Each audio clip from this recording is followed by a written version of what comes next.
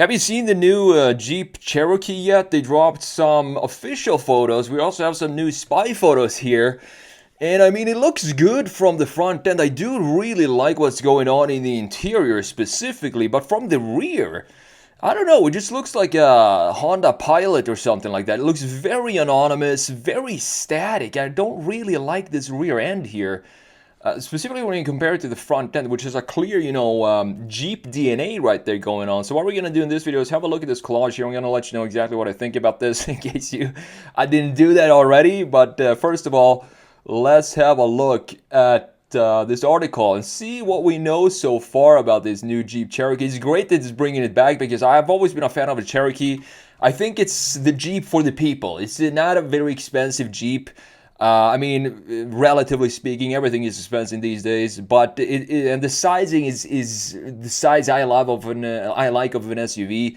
So let's check this out. I'm going to link this down below. Jeep's new Cherokee just gave away its interior and more. Spy shots reveal full exterior design and interior layout of Jeep's new generation SUV. Will enter production later this year, offering a hybrid system. Here you can see the screen and the integration of the screen. I actually really like what's going on here. So it has a nice angle to it. I'm a little bit worried about glare when we have an angle like this because it's tilted upwards. If we have a sunroof, for example, I'm not going to be able to see anything on the screen, but the integration looks decent. We're going to talk more about that in a second.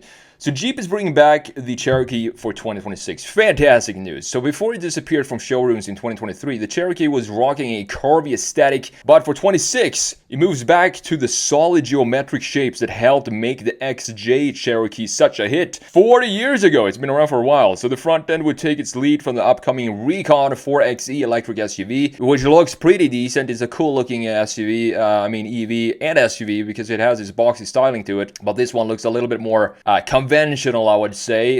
It's pretty clean. I mean, the proportions are pretty decent. We have a interesting sloping roofline that I don't feel this roofline with the dip down. It doesn't suit the rest of the design. Does that make sense? Because, I mean, from a side view, it looks pretty decent, but from a three-quarter rear view, this looks almost too round or curved compared to everything else that goes on here. And this is a Honda Pilot to me. I think I'm thinking about a Honda Pilot, this rear end. We have some details here, detail shot of the D-pillar in this case.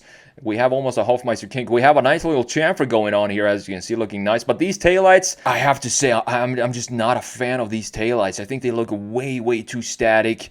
We have some cool LEDs in there, though. Nice separation of the bumper down here. You can see the exhaust pipes. We do have internal combustion engines and hybrid setups for this.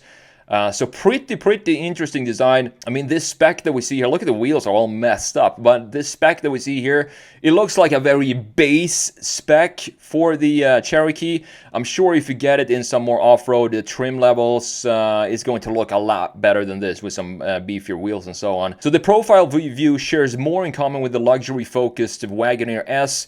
The Cherokee has a similar squared wheel arch opening cut into the flat sides. The same flush door handles. You can see the door handles right here, sitting flush with the bodywork, looking very nice. And a gently tapering roofline that gives a hint of sporty appeal without compromising on practicality as much as the Wagoneer S, which almost looks like a coupe SUV. Because it's a very tight greenhouse. It looks great, but the sales numbers are not that great. So the entire rear hatch is painted white. In this case, it used to be black on some other photos. This piece right here. Exhaust silencer confirms the Cherokee is sticking with combustion power for launch, which is just as well given the weak demand for the Wagoneer S. Not sure the sales number. I'm gonna research it and see what the Wagoneer S sales numbers are actually like. They say it's not good here. It rides on the same Stellantis STLA large unibody platform as the Dodge Charger, and Jeep has promised to offer it with a new efficient and powerful hybrid propulsion option. Great to hear that, as well as conventional gas engines. Here you can see the interior. Look at this start button. This is definitely going into production. It's going to look exactly like this. You just slam the big red button in the middle to fire this thing up. Looks very cool. Obviously, it's not going to go into production, this thing right here. But the overall integration of everything else, look at this. We have a nice horizontal line up here. We have a clear gauge cluster that sits underneath this shelf inside of the dash. Love to see it. And In addition to that, check this out. This is what makes me happy these days. I mean, when we have buttons like this all the way down here, they're not really buttons. They're more like touch buttons, I guess, but they're still not inside of the screen. We have a bunch of USBs down here, traction control, lane keep assist buttons all the way here as well, fan speed, and the AC controls are just separated from the main head unit, which is the infotainment screen. That's all I'm asking for. It's really not, I don't think it's a lot to ask for, and I think it just works better. It's a lot safer as well. So the dashboard closely resembles the setup in the Wagoneer S, but there are a few notable differences. The Cherokee gets a flatter dash top, reshaped air vents. Let's check out the air vents, what they look like. We have the air vents going up here. I mean, this is a very, very clean interior. I really dig this interior. I do like the steering wheel as well. It just looks very nice. It also has a bank of capacitive touch button for climate controls, all positioned just below what appears to be a 12.3-inch infotainment screen. Don't want to have a bigger screen than this. This is a good size. Even this feels maybe a little too big for me. But having a 14-inch here would completely destroy this interior. Like the EV, it also features a separate digital instrument cluster behind the steering wheel. Below the climate controls is another row of capacitive touch buttons, this time for driver assist and safety functions, followed by a pair of USB-C ports. The lower console features a pair of generously sized cup holders with a rotary gear selector and drive mode toggle. Not sure. Yeah, we can see it right here. If we zoom in on this piece right here, you can see the drive selector here looking very, very nice. Jeep is expected to make the Cherokee return official in the next couple of months. I mean, they've already made it official because they dropped some official photos. And that's what we're going to have a look at right now. So here we have it.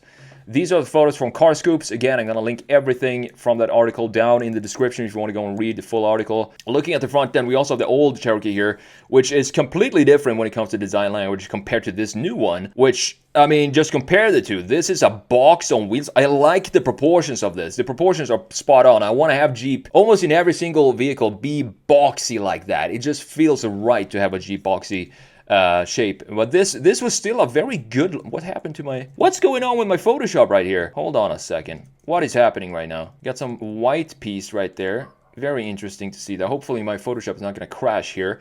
But you have a lot more organic feel here, as you can see. I don't like this stuff. Why are you doing this, Photoshop? Let's just merge all these layers. Maybe, hopefully that will help. There we go. A lot better. See, you can always figure something out to fix these tech problems that we have these days. So up top, we have the new one, and this is the official photo in blue. As you can see, it looks so much better when you have a more of an off-road or just a different color for this. What I love about this design is, if you look at the front end, we still have, of course, the 7 slots for the Jeep, and we have this nice chamfer here.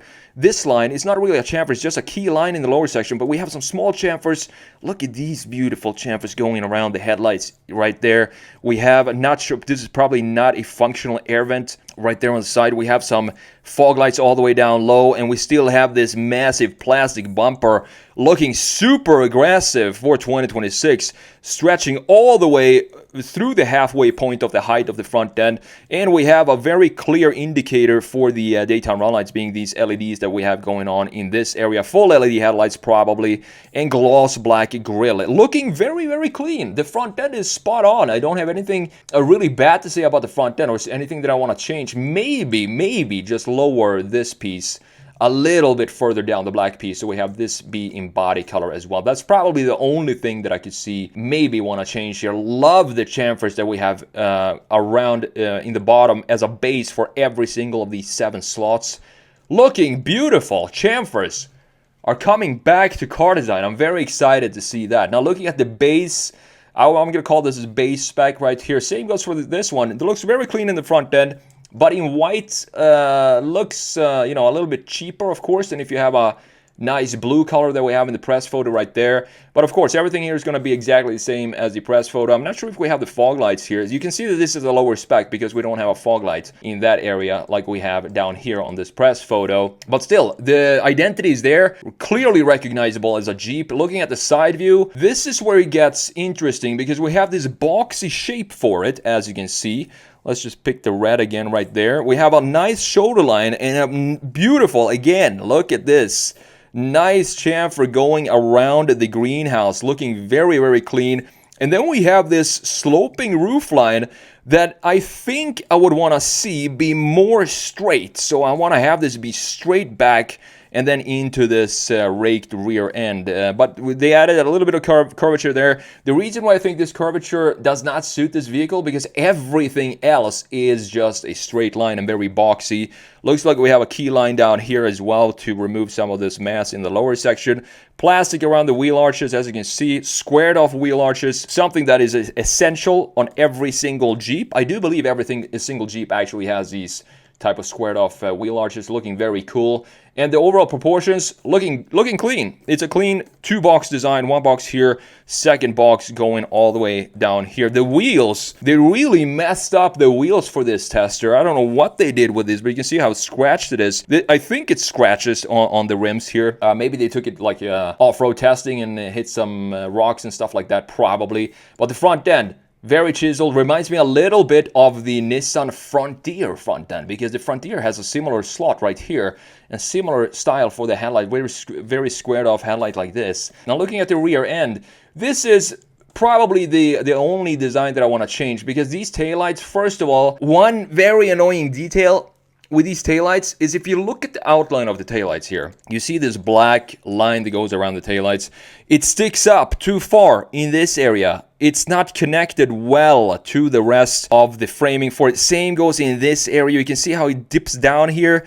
It just feels like, I mean, this is a pre-production vehicle. I understand that. I hope they fix this alignment here between these two body pieces, this panel and the trunk itself, to have this be in line and not have this step down here and step up in this area like we have in this vehicle. But it looks very anonymous to me. There is really nothing that says Jeep to me. It feels, as I said, like a Honda or something like that. When I look at this, we have a small wiper here. We could extend the roof spoiler to maybe hide this wiper under here, so we have it just be active when, you know, it be hidden when it's not active and just swing down like that when you use it.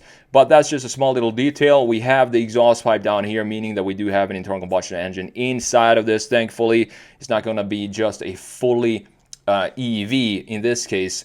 This is where you can clearly see the roofline and the curvature for it. And I don't know about you, but I think it looks a little strange to have a curvature like this when everything else is just very, very boxy. It doesn't look bad. It's just something that my eyes were drawn to when I first saw it in a 3/4 rear view like this. Check out this interior. I mean, this is a great looking interior. I don't really want to change anything in this interior. Maybe instead of having these tactile you know, this what they call it, these touch buttons for the climate settings right here, I do want to have proper buttons for this, and maybe even a dial like this, so you have two big dials for the temp controls instead of just these up and down arrows.